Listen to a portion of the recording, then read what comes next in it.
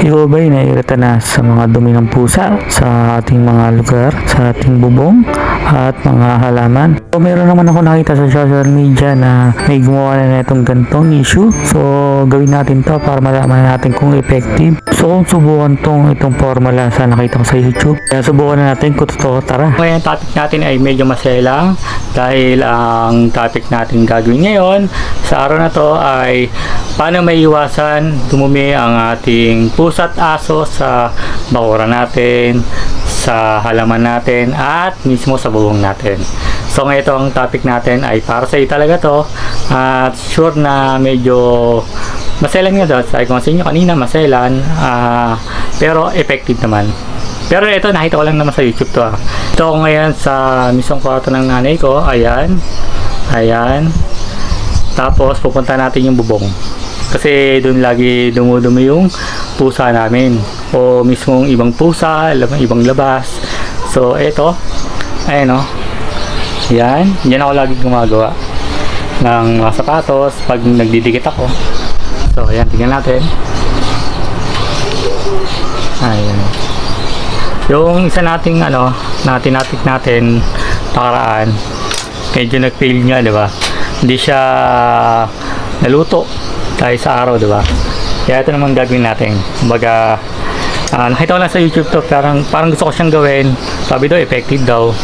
Kaya ito, kung makita natin sa bubong namin, ayun, buksan ko na. Ayan. Ito yung bubong nila. Ayun, yung mga dumi. Dumi. Diba? Parang diba? Parang ang sakit sa ang sakit sa ilong pag lalo yung fresh na dumumi yung pusa natin. Talagang yung singaw ng hangin, talagang amoy na amoy mo talagang gumuguhit. So ito yung bubong namin. Ayan. Tapos itong part ng bubong namin, dito lagi silang dumudumi. Kaya araw-araw ko siya tinadampot. At ito na. Yan natin. Boom! Diba yun o? Kita nyo? Yung part na yan, dyan lagi sila dumudumi talaga. Siguro araw-araw yan. Kaya siguro sa isang araw hanggang gabi, minsan dinadampot pa ako. Siguro mga 8 o 7:30. Dinadampot yan kasi nga pag nagtatapon ng basura, sinasabay ko na rin. So yan, yung part yan dyan. Dyan lagi. Tapos, ito makikita nyo ito. Itong mga papel na to, yung marami yan. Ito yung pinagdadampot ko talaga ng mga pupo nila at dumi. So yan, lagi nakahanda na yan. So gusto ko na talaga siyang tapusin na hindi na sila dumuwi. So sana magawa natin ng paraan. So pulutuin ko lang yung pupo ng pusa. So tara.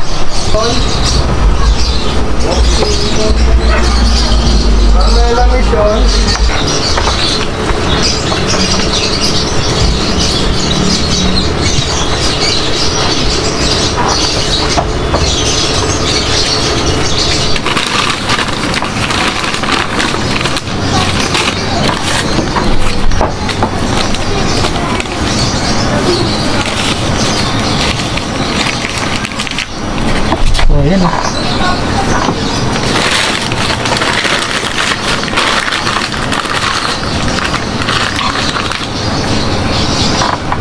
So yun, nadampatan natin yung yung dumi ng pusa.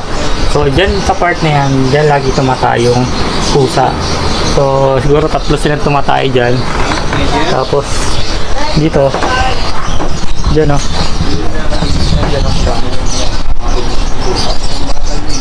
So dyan natin sa part na yan. Yan. So gagawin natin solusyon yun. Nakakita ko sa YouTube na effective daw yun, so gagawin natin yan. So try natin para at least malaman natin kung totoo talaga yan. Na legit na hindi na dudumi yung pusa natin at aso sa bakura natin or bubong. So tara, bilhin natin yung formula. So unang-una, lalabas muna tayo ng bahay. So ito, part ng likod namin. Yan, sa likod ng gate namin. So yan. Diba? Yan, kaabahan yan. Ayan. Sa likod namin. So ito may pusa dito. Diba? Nakatali siya. Siguro ano yan, may breed yung pusa kaya nakatali. So pagdating dito, ay mainit oh. Mainit po, mainit. Kaya di tayo bibili. So dito may mga kainan dito, bukas na rin. Ayan, mga kainan, bukas na rin. Ayan. So tingnan natin kung ay wala yata. Meron kayo suka? Suka? Wala kayo suka? Datang puti? Di po, malaki. Datang puti po, malaki. Malaki po, malaki. Post lang po. Sige po. So, doon tayo sa kabila. So, doon tayo. So, meron din ditong tindahan. Yung binili natin kahapon. Ayan, doon tayo. Tignan natin kung... Kasi doon ako lagi bumibili. Sa tapat ng riverfront. So, meron din dito mga bukas na mga tea. Ayan. So, sana natin i-vlog yung mga yan. Isa-isayin natin yan. So, doon na tayo sa ating topic. So, ayan, kalajuan, yung ano, pet. So, ngayon medyo mainit ngayon eh. So, doon tayo bibili. Bibili natin dito ay suka. Suka. Pagbilan po, suka po, malaki. Datong puti. Ayan, doon tayo bibili. Meron sila dyan. Hello. Ayan. Meron kaya ano, kalamansi? Vlog mo si ate. Kaya ako po. Hello po kuya. Idol. So yung gagawa ko ng DIY na formula. Solution para ano, para maano yung maiwasan dumumi yung ano, mga pusa, aso. So ayan. Big ano ka rin? Nag-fit mo. Mukha ka rin ng ano. Oh, sa mga sapatos. Oh, sa sapatos ito. Meron kayong ano? Meron din kayong kalamansi. Kalamansi po. Wala. Nagano rin ako sa mga liga-liga. Kagad. Oh, ayan. Nawala yung ano ko, yung isa kong lumang ano, YouTube na terminate. Kaya bago ngayon, Idol Raymond. So, ito pa. So, wala tayong ano, wala kalamansi. So, ito na pinili natin. Ito lang. Hindi ko na sa tayo bibili. Siguro may kalamansi. Ang kailangan naman natin sa kalamansi kahit mga dalawa lang. So, try natin sa ano. Hello mo kaya. Kaya mo din, di ba? Ayan. Tapos na, baka tayo bibili ng ano batang pastit sukat toyo di ba kuya? So try natin. Masyado malayo na pag sa kanin, doon tayo try natin sa malapit sa amin kung mayroong kalamansi.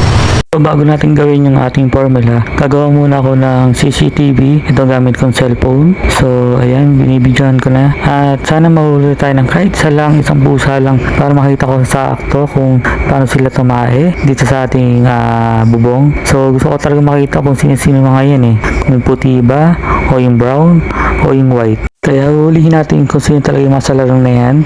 Kasi ang dami rin kasi ang pusa sa aming lugar. So abangan natin kung mayroon tayong mahuli. So tara, let's go. 20 minutes later. So ito, tingnan natin yung video.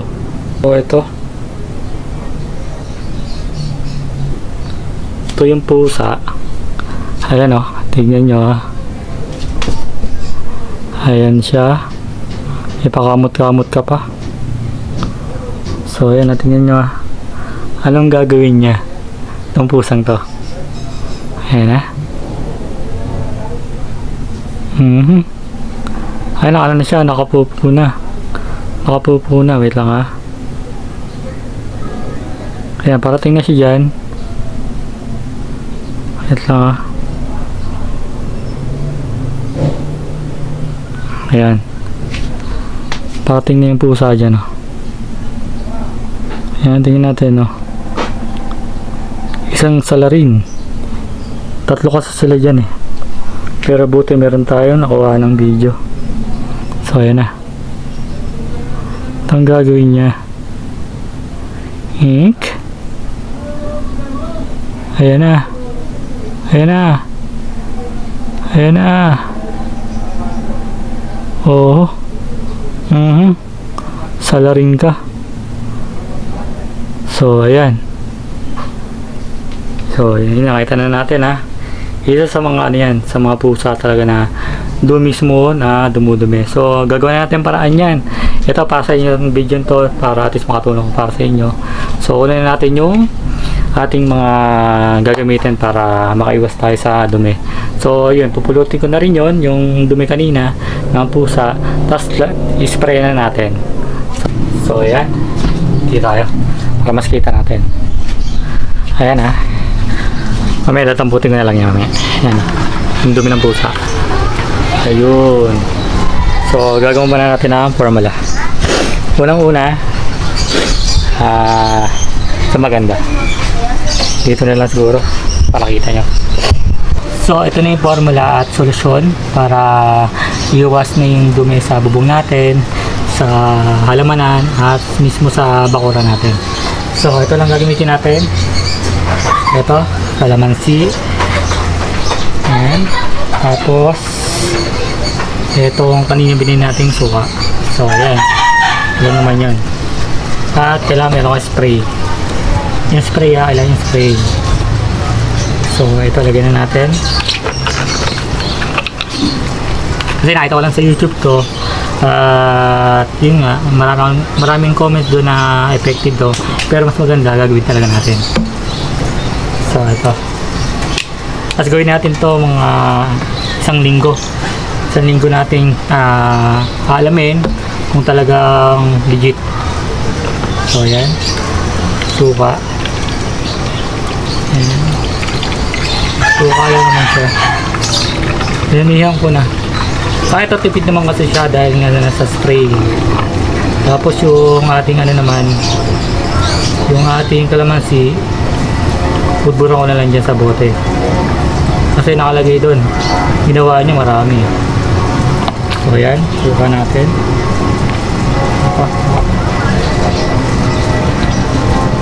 Ayan. Tapos itong ating kalamansi. Pwede rin naman lemon.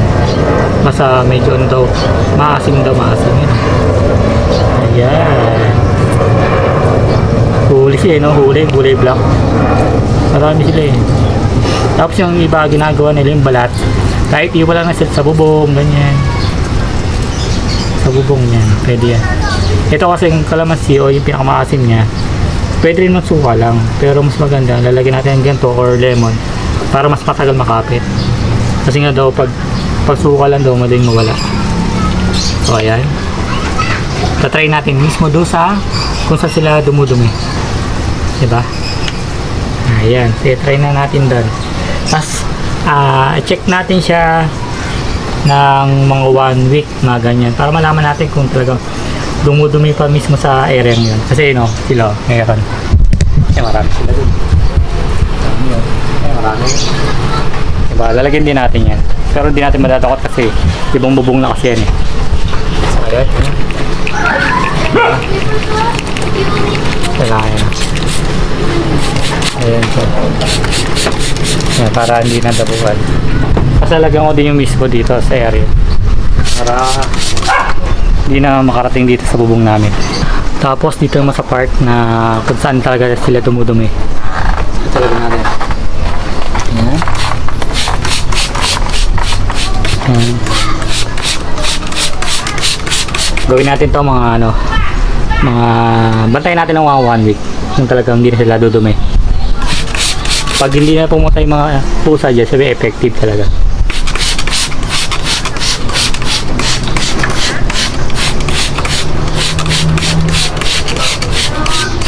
Ayan.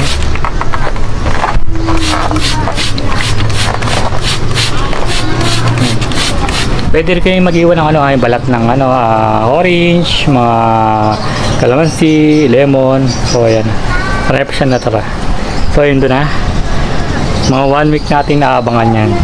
Kung talagang 1 week natin babantayan. So tignan natin kung para sila at dudumi. So check natin yan kada araw. The next day. Mga kamonggi natin, good afternoon sa inyo, magandang hapon. So ngayon ay alauna. Nagising ako alas 12. So ito ay panibagong araw natin. At checkin na natin kung okay na. Kasi syempre, diba, pag nanonood tayo sa YouTube, niniwala tayo lagi. Pero ako kasi gusto ko, tinetest ko lagi. So ito, malalaman natin kung effective yung ginagawa nila. Kasi syempre, alam nyo naman tayo, pag nakita na natin sa YouTube, talagang wow, effective. Kaya tayo sumusunod lang tayo. So ayan, di ba, kitang-kita nyo naman, medyo maaraw siya ng konti. So try na natin. Sana wala na, para at least medyo ano na tayo, iwas na tayo sa konting problema. Nakakasuya na rin kasi ganun eh, pulot ng ano eh, ng dumi ng pusa eh. So ayan na, tingnan natin. Wala, ba't meron? Meron pa rin? Wala ko ba wala na? Ito mo, ang ginawa ko kahapon, di ba nag-video ko, in-sprayan ko. Tapos ginawa ko, bago maggabi, siguro mga 6:30, nag-spray ulit ako. Bakit ganun pa rin nangyari? Ganun pa rin nangyari. So, bibigyan pa natin ng isa pang chance. Baka naman sobrang nipis lang ginawa natin. Kasi spray lang, di ba? Gagawin siguro natin yung bubuspusan na natin para natin kung talagang effective. Pero bibigyan natin yung chance, di ba? Lang siguro medyo nanibago siguro yung mga pusa. Parang wala lang sa kanila yan. Pero try natin ulit. Sige, pulutin ko lang yung yung dumi, tapos lalagyan natin ulit, tapos kinabukasan ulit. Tingnan natin kung meron pa ulit yung dumi. Kasi first pa lang naman eh, 'di ba? So, tara.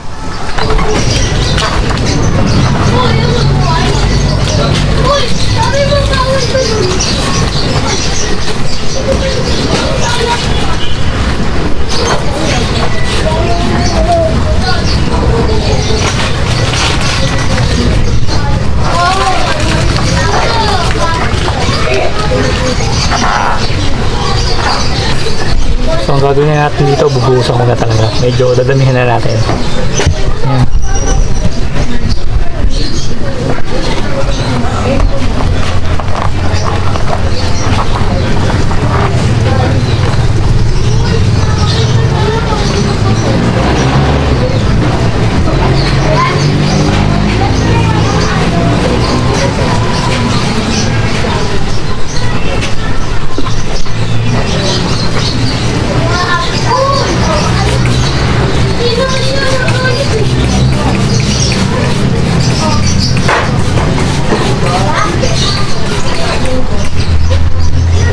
So ito mga monggi, babalikan natin. Ang oras ay 10:30. So yan na, kasi alis kasi kami for 2 days. So may papuntang province. So makikita nyo rin yan kung saan yan. So try na natin at titingnan natin kung effective ba, dahil binuhusan na natin eh. Tingnan natin. Yan. Yan. Tingnan natin kung totoo.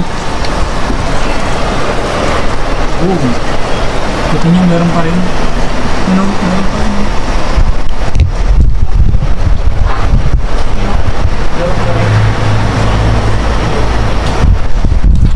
So wala, talagang di effective kahit binuhusan ko na yun So nakana pa lang tayo 1 day kahapon, tapos ngayon pang 2 days nagpulot tayo ng pupo ng hapon, tapos ngayon gabi. So ay ganun talaga.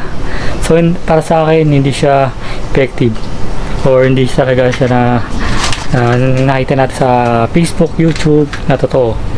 So ayun, dadamputin lang ako ng pupudo sa labas. Wala, ganun talaga. Diba, akala natin tama yung ginagawa nila, tapos kala naniniwala tayo. So yun, hindi talaga, honest yan, honest review